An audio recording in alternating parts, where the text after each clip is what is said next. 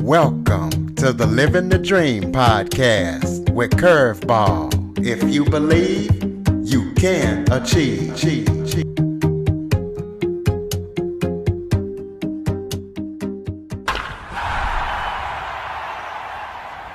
Welcome to Living the Dream with Curveball, a show where I interview guests that teach, motivate, and inspire. Today, I am joined by the founder of Satic Solar, B.D. Erickson. He has been helping people that are suffering from electromagnetic hypersensitivity. He's also provided dozens of quality jobs in the state, Montana. So we're going to be talking about electrical pollution and everything that he's doing. He has also been mentored by Tony Robbins. So, BD, thank you so much for joining me today. Thank you for having me, Curtis. Why don't you start off by giving us a little bit of background about yourself? So I started my young career in the rock and roll business, in the music industry, putting on 20 and 30 band 3-day music festivals in Western Montana. I thought that was going to be my future. One of the interesting things that happened to me is we signed bands to a 30 band show spanning 3 days, and we hired everybody. We had deals with Pizza Hut, which was a big deal to me as a youth. Mountain Dew. This is before Red Bull. We had Mountain Dew, and then all the security and the fencing and the porta potties and the drop in the sound and the music and the electricity and all the costs that went into it, planning on paying those from the revenues of the concert. We've been doing these music festivals once a year for several years and always did very well. Well, Curtis, it rained. It rained absolutely positively hard for 3 days. And it's very hard as a music goer to put your tent in the car and go stand in the rain for 3 days, listen to music. And so it rained out. Very few people came, and we owed everybody money. And so what happened is in a day, I went from being this young rock and roll producer who saw himself on the up and cool as someone who had a terrible reputation, owed everybody money, didn't pay his bands, and I was exceedingly depressed. My woman told me that she was expecting our son, and I felt that I had failed not only everybody in my business, but my very important immediate family, and was just struggling to find motivation and not check out. My father, who loved me, scooped me up and took me to a Tony Robbins event. Now, Curtis, Tony Robbins wasn't there. It was at a chiropractor's shop. It was just shot on a screen. But I listened and I absorbed it. And we broke a board, and it impacted my life. So I spent the next 10 years roughly finishing my Master University in Leadership Academy at Tony Robbins, and then became part of the crew and traveled around the world, firewalking people and enjoying watching people have those aha moments, those transformational moments, or those moments in life maybe where they've believed something about themselves. I'm not good enough. I'm not smart enough. I don't have the right education. I don't have the right family. That's not for me. I'll never be like her or look like her or be as fit as him, or I'm not tall, or whatever we each struggle with, our story. Watching people break through that, watching people believe that that's a belief, and that thing, whatever it is, only has the power over them that they give it. And when you break that, instantly, you see a transformation, and anything is possible. And so I really felt that would be the journey of my life. I love coaching. I love helping people. I've been a speaker on stage all over the world, and it's one of the funnest things you can do. Jesus said there's more happiness in giving and receiving. And so when you coach, when you mentor, those things, that is a very high level of giving. And it indeed is extremely satisfying. Well, in that journey, something happened. My wife was killed in an auto accident. So my son and I moved back from Hawaii to Montana. And Curtis, we bought this nice home, but under huge power lines. And he and I didn't really think about it when we bought it. In fact, we'd been there for a few days. Our town go right over our roof almost. Did you notice these? And we had to laugh about it because they're ugly. Curtis, we didn't laugh about it because we thought they were harmful. We just thought they were ugly, right? So the last, couple years, my son has had perfect attendance in school. He's had straight A's for grades. And Mom passes, and the first year was very hard, but he still was an excellent student, in good spirits for the most part. We were both suffering emotionally, but he was in good spirits for the most part, and didn't miss school, was liked by teachers, and got good grades. Well, that following year, our world just really began to change. Sickly, missing school, suffering terrible anxiety over things that were very real to him, but didn't seem real to me, certainly not at a level worthy of all the fear. And the grades dropped and the attendance dropped. And I really thought, what's the missing factor? Is that his mom was just such a great mom? Am I not a great parent? What is it?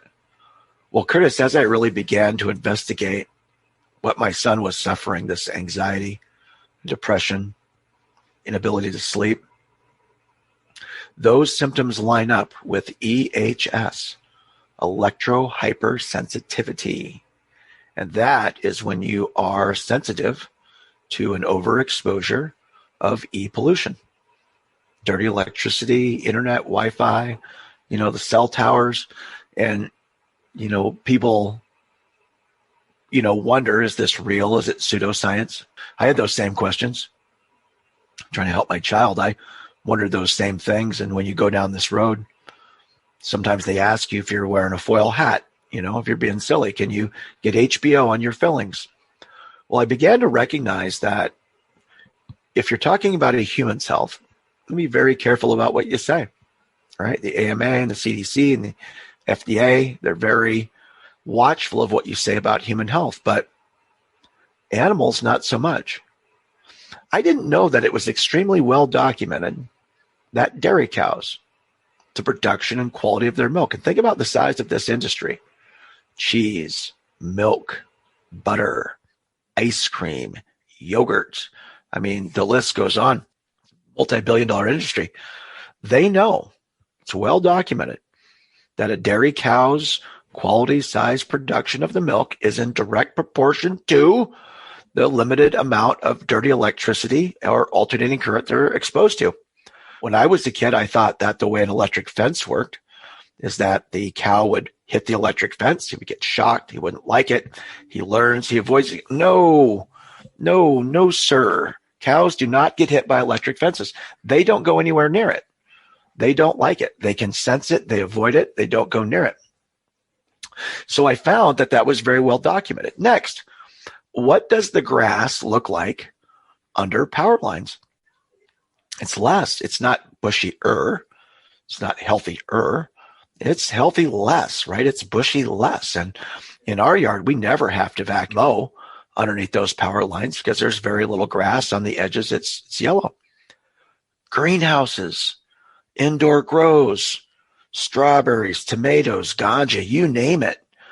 These greenhouses and grows know that the plant life does not like the dirty electricity. In fact, I've seen pictures of the plant growing towards the water or towards the light and away from the current. I thought, okay, I'm getting somewhere now. I'm not grass. I'm not a strawberry. I'm not a cow, but I'm biological. The sheer fact, the uncontestable fact that it's bad for cows, bad for plants, bad for vegetation, wouldn't it have to follow that it would also be bad for me? Bad for my child? So I started on this path. I quickly realized it's not really a matter of whether or not it's bad. It is. It's not really a matter of whether or not it's harmful. It is. That's proven and not really argued. The question then became, how bad is it?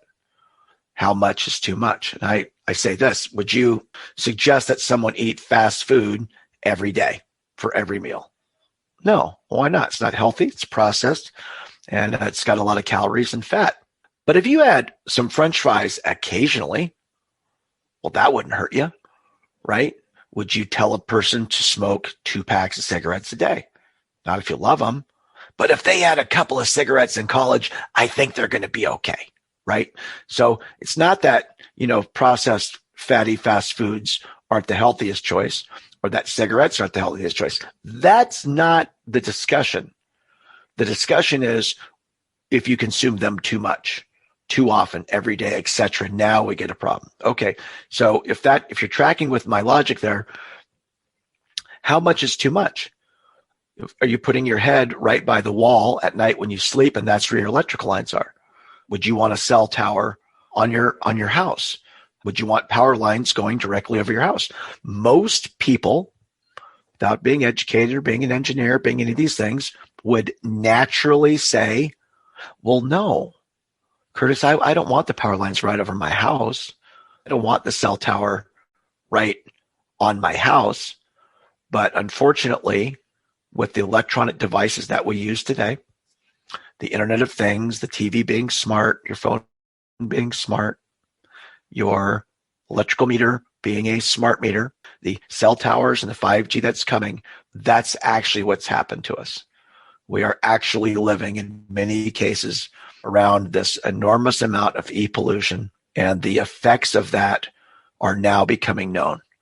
It's like, man, in the 20s, World War I, they put cigarettes in the GI's kit, right? And I've seen TV commercials from the 50s where the doctor says the pregnant woman should smoke, right? Later, we knew that that wasn't good advice. Rome delivered water via the aqueducts in a marvel of engineering for hundreds of years. They didn't know that lead and lead pipes and lead plumbing caused lead poisoning and drove you mad. 1975, asbestos is the biggest number one building material. And then in 1978, we're familiar with mesothelioma. How about the plastic, the chemicals in plastic like PBA that leach from a plastic water bottle maybe into your drinking? And so they've made laws now about what plastics you can build babies' toys out of them, babies' chew toys, lead in paint. I mean, come on, the list is so long of something that changes in technology or changes in the modern world. And after some lag time, we begin to realize that it's harming people. And then after some lag time, we know that it becomes harmful and the rules change. And we're about 25 years into the really technological devices, pads, tablets, phones of this. And guess what, Curtis? It's making people sick. People like my son, not everyone's affected by it the same way. Not everybody that smokes get lungs cancer, right? Not everybody. Not everybody that, eats something immediately puts on weight. Our bodies and our metabolisms and things are different. So people are affected by it differently at different levels. But now we're seeing it. And this big rise of things like, autism and fibromyalgia that, just weren't huge issues 30 years have now, reached epidemic and pandemic levels. We know that something in our world has changed. Well, speaking of that, let's talk about something like 5G. You kind of hear things like they could cause viruses or they could cause all kind of health issues. Talk about some of the health issues that e-pollution causes, and as well as, do you believe 5G can help viruses grow, or you think that's just kind of a conspiracy theory? Well, let's talk about some things that we do know. So I love to take some of the conspiracy theory stuff out of it, because there are things that as humans we know. So when I was a kid, you got FM and AM radio, right? And when you are in town, you got FM. Now, when you got out of town, the AM or the FM no longer worked. You had to listen to AM. Well, why? Okay, well, it's the size of that wave. The AM wave from the top of it, right down to the bottom of the trough, is blocks long. Blocks long. This is a really big wave. So it can travel a long ways, and trees and things don't necessarily easily interrupt it. The FM wave, from the top of the peak to the bottom of the trough of this wave, imagine it, like a wave on the ocean or a wave on the sea, that is about 6 feet. There's a big difference, right, between 6 feet and 2 blocks. So the FM wave is much more easily blocked by trees or whatever else. The 5G wave is a millimeter wave. And so we've gone now from 6 feet down to a millimeter or two. This wave is very easily blocked.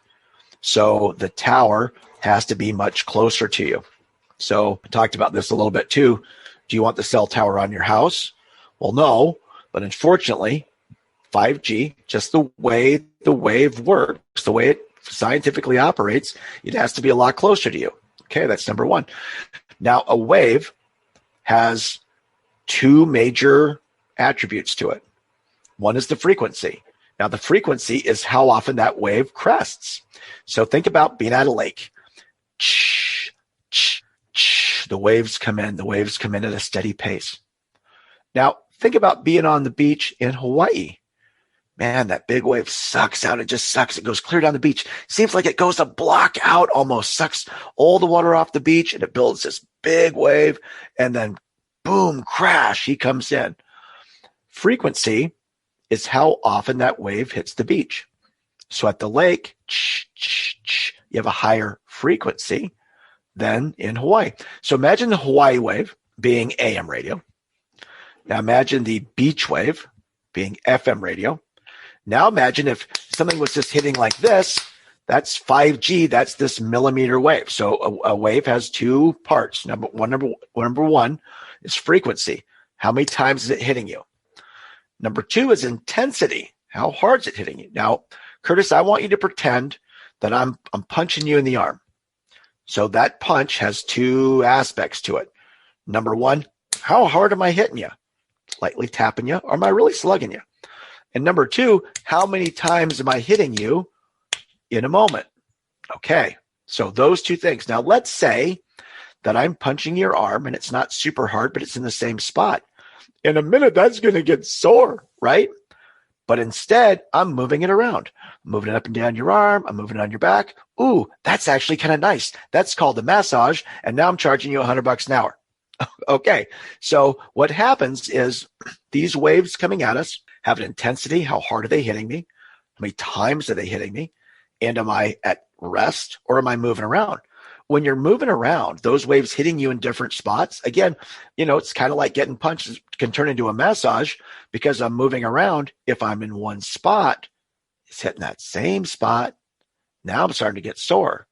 Well, guess what? These waves are real big at your desk. All this computer stuff. What are you doing? You're sitting still. These waves get you at night, laying down. You're laying in bed. This is a time when your body should be recovering, resting, repairing. Your brain organizes. Your body does its thing.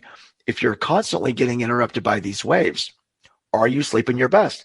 I'll tell you right now, you're not sleeping your best. When we were young, or at least, I'm an older guy, and 20 years ago, it seemed like I needed maybe 5 or 6 hours of sleep. I would go down like I'd been shot with a tranquilizer dart, and I'd wake up for the most part feeling pretty good. Now I'm a fit guy. I run triathlons. I work out every day. I run Spartan races. I'm a fit dude. But I oftentimes, even after 8 hours, do not feel rested. Some of that my age, potentially, of course, right? But it also seems like most people I know used to need 6 hours. Now they're not feeling great after 8. Here's another aspect. And this is not conspiracy theory. This is just asking fellow humans. When I was a kid, I would have these vivid dreams. And the first part of waking up every day was, was I dreaming? Is that real? Did that really happen? Is this really happening? Oh, I'm in bed. It's a dream. A lot of people I know haven't had a really good, vivid dream in years. Not when they wake up in the morning confused, is this real or not? But when they were a kid, they did. So one of the things that's happening by this bombardment of waves is that your brain can hear them, that your brain can pick them up. And so it has a trouble getting into that deep theta or that good REM sleep that you need. So no matter how long you're in bed, you don't feel as rested as you would. Like I tell a lot of people, I sleep the best camping. Now it's not very comfortable. It's too hot or too cold. There's always a stick somehow in your back. But when you wake up, you feel the best. And many contend that that's because in nature, when you're on the ground, you're in that good Schumann frequency, that 7.3 hertz. That's the Earth's resonance frequency. And you're not being bombarded by all these waves. So is it conspiracy theory or not? It seems to me that anything that kept you from resting well would be bad for your health. Anything that kept you from repairing well would be bad for your health. anything that made you emotionally feel at dis-ease would be bad for your health. So does it exacerbate virus? I don't think we have to make that leap to say you're going to be better equipped to fend off anything if you're in a good physical state. And if you're in a diminished physical state, doesn't it naturally follow that you're going to be more susceptible to these things? That's how I'd answer that. So let's talk about your company and how you're helping other people that are trying to deal with electromagnetic hypersensitivity, and what made you start this company and come up with these solutions. As I began to really believe for myself that this e-pollution was harmful, very little existed to counteract it. And I was made fun of. No, you're dealing and trading in fear. This is super pseudoscience. Again, put on the tinfoil hat. But I'll tell you what, man, if it's your kid, you will put up with a lot. You will overcome a lot if it's your child.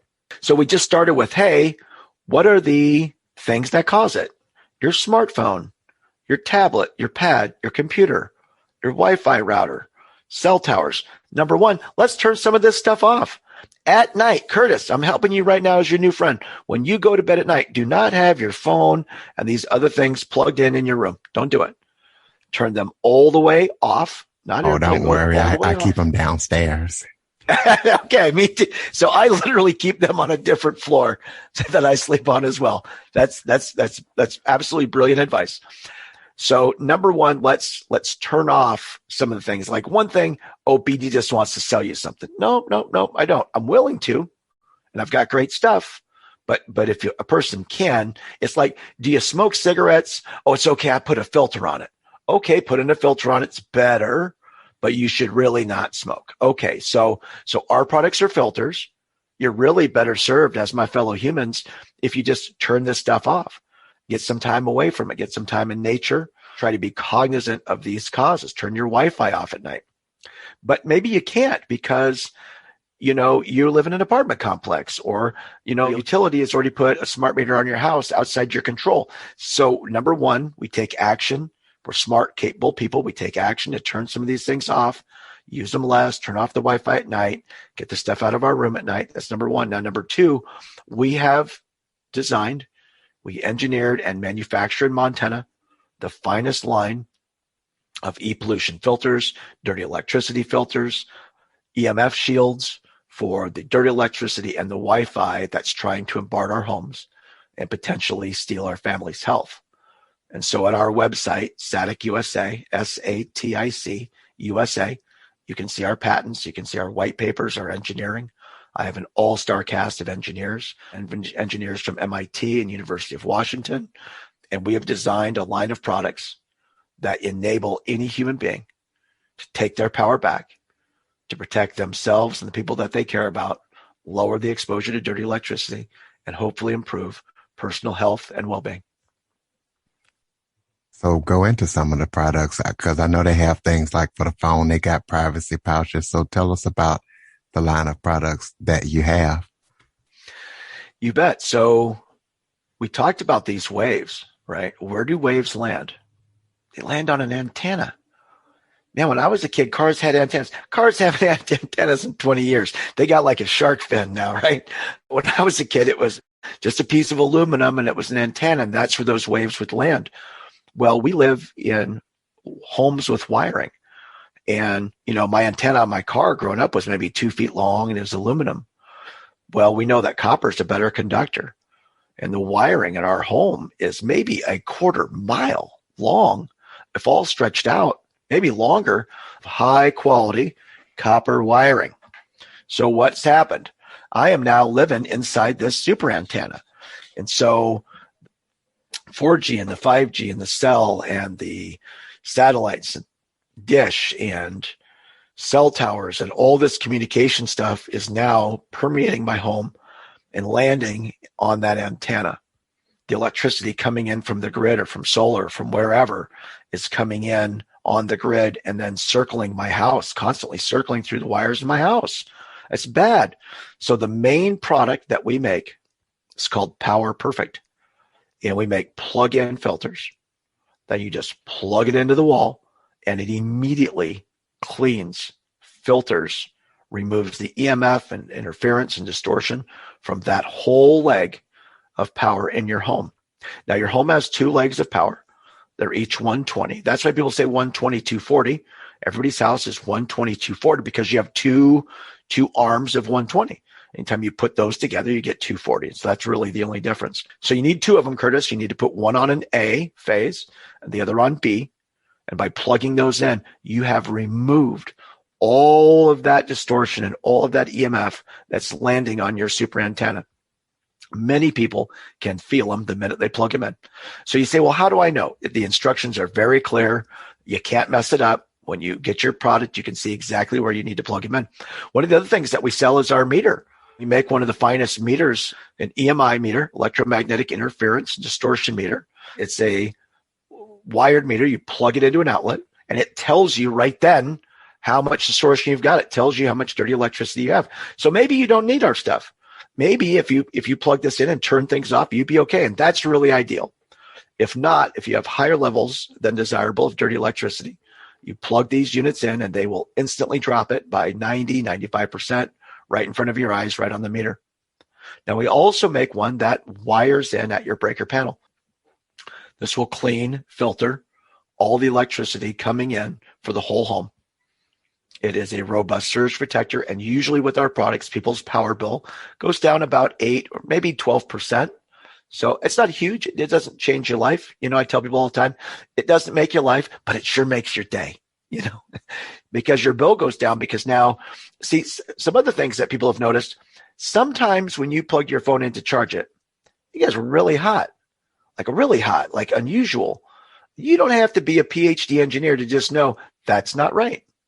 Something's abnormal, something unique in this moment is happening. Your phone is really hot.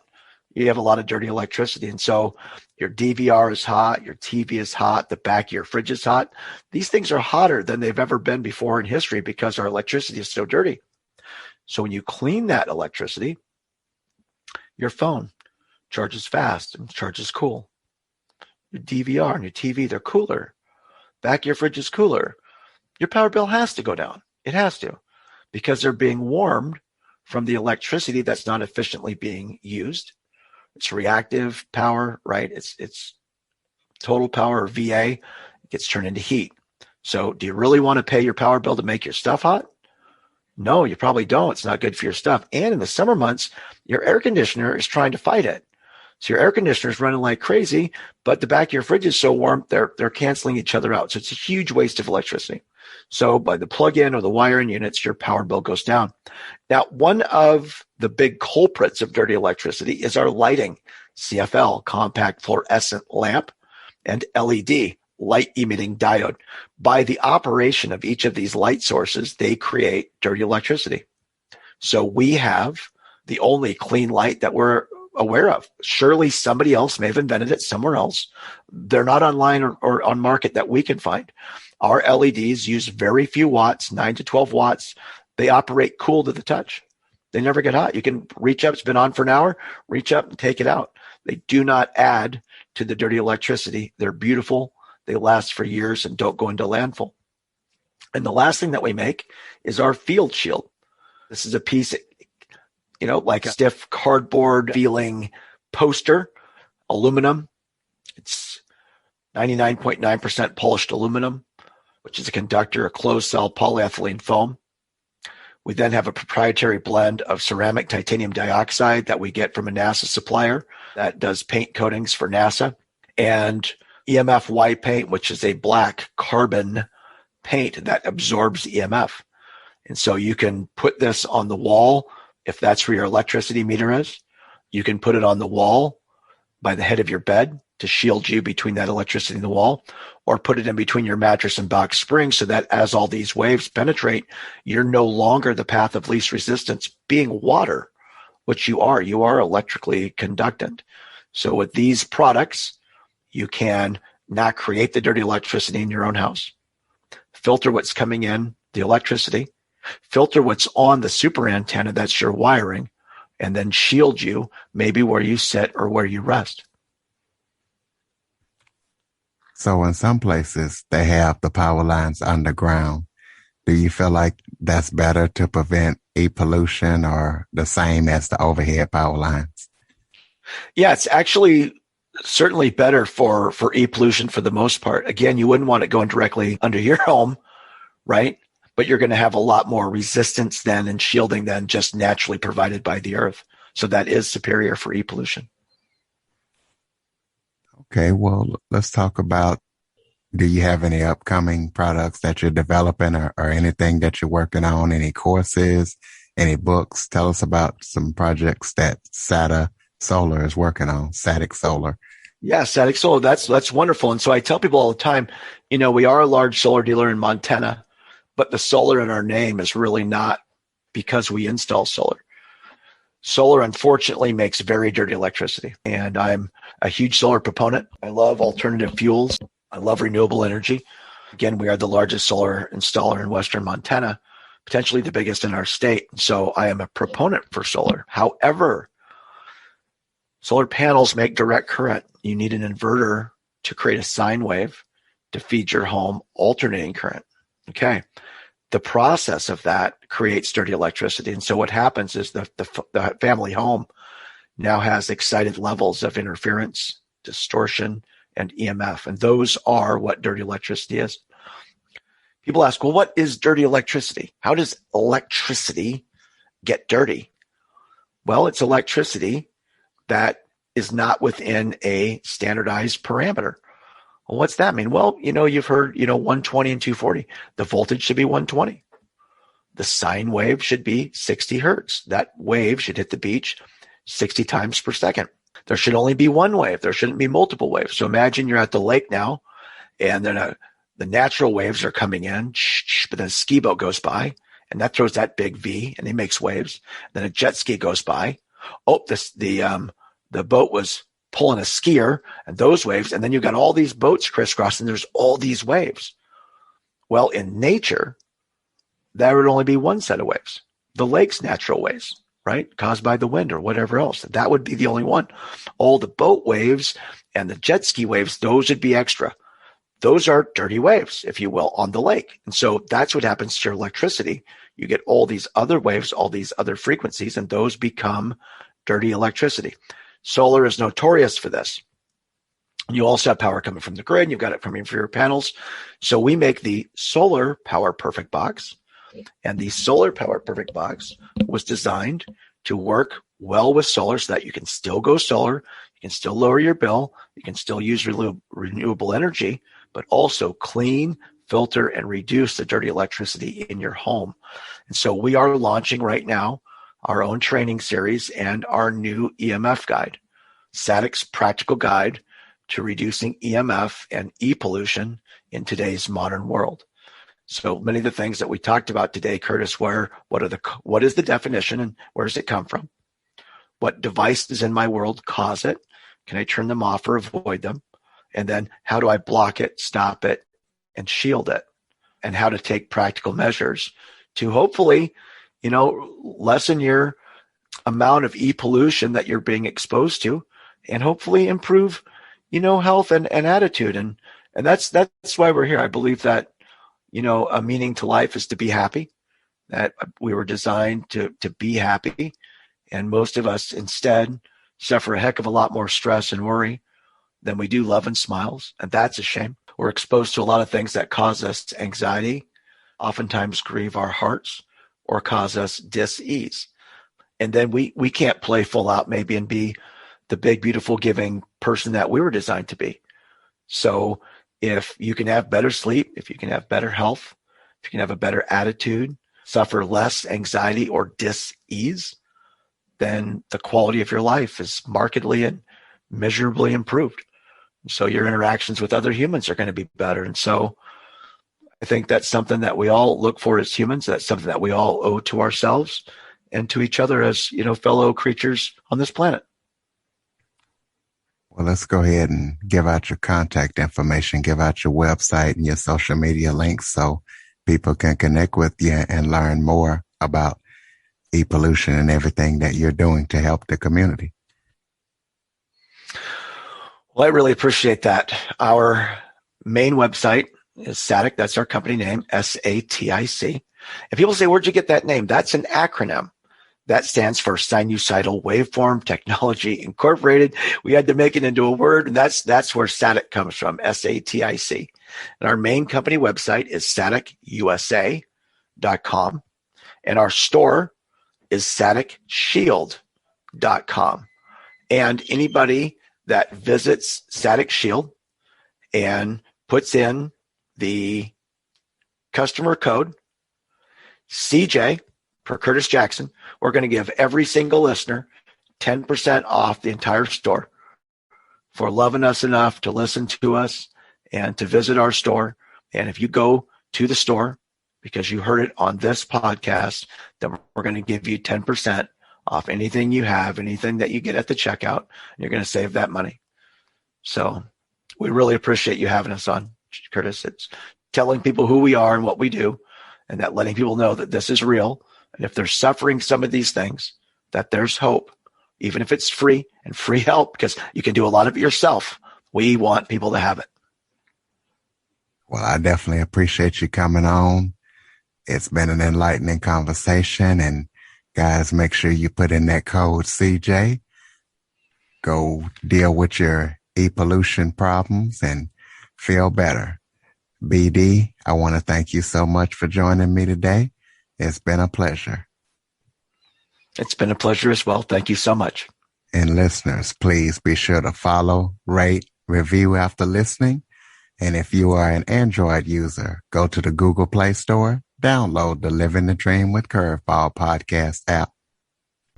For more information on the Living the Dream podcast, visit www.djcurveball.com.